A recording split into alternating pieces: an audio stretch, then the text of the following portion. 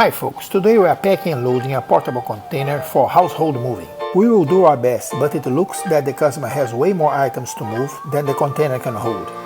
We will perform a tight packing using all the vertical space available. The tighter the packing, the less chances of the load to shift and items to get damaged. We try to build straight walls. We place a series of footboards and headboards against the wall and block them with heavy pieces of furniture.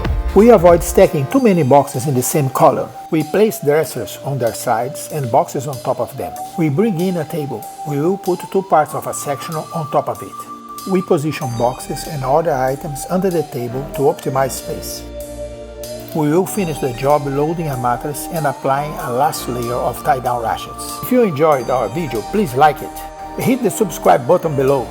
Also watch these two videos on the right of your screen and many more in our YouTube channel. God bless America.